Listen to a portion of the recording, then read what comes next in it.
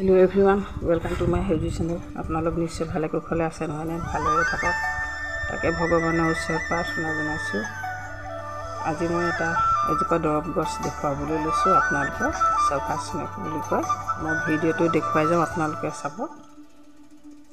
এইটো দেখিছে নহয়, এইটো এটা পেকেট। এইটোৱে গছজোপাৰ নাম। আৰু মোৰ ভতিজা ল'ৰাটোৱে খাইছে। এইটো বহুত কামত আহে। ডায়েবেটিছ, কেঞ্চাৰ, আপোনাৰ এইটো যিটো ৰক্তচাপ হয়, প্ৰেছাৰৰ, হাই প্ৰেছাৰৰ, এইবিলাক বহুতো দৰৱৰ কাৰণে বেমাৰৰ কাৰণে ভাল। আপোনালোকে খাই চাব পাৰে।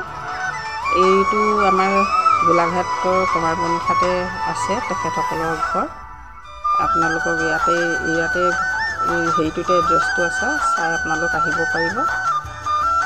আৰু এইটো বস্তু আপোনাৰ ছাঁহত শুকুৱাই গছজোপা আৰু কেঁচাকৈও দিয়ে পাতবিলাক। বহুত ভাল। এইবোৰ এপালি এপালিকৈ এনেকৈ বান্ধি থয় তেওঁলোকে। এইবিলাক পেকেট, এটা পেকেটত এপালি এনেকৈ খাব লাগে। আপোনালোকে চাহৰ গতে আহি যায়, ৰাতিপুৱা খাব পাৰে। গ্ৰীণ চাহৰ নিচিনাকৈ কেতিয়াবা গ্ৰীণ চাহেই হৈ পৰে। মই দেখাই দিম বাৰু আপোনালোকক কেনেকৈ খায়। আৰু এনেও পিচিও আপোনালোকে ইয়াৰ ৰসটো খাব পাৰে। কেঁচা ৰসটো বহুত ভাল। আপোনালোকে চাই যাওকচোন দেই।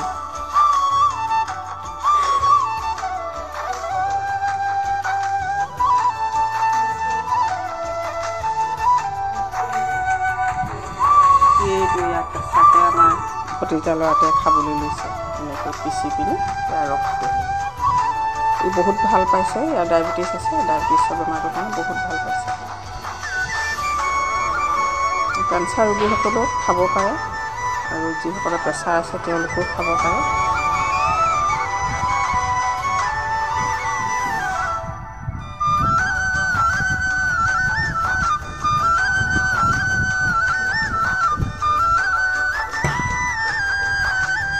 এইবিলাক পেকেট এনেকৈ এপালি এপালি কৰি থয় তেওঁলোকে, এনেকৈ বেচে।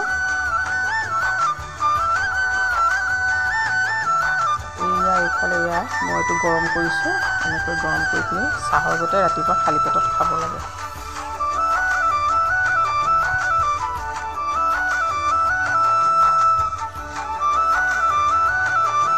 এয়া চাওকচোন, ইমান ধুনীয়া কালাৰ এটা উঠে দেখিছেনে?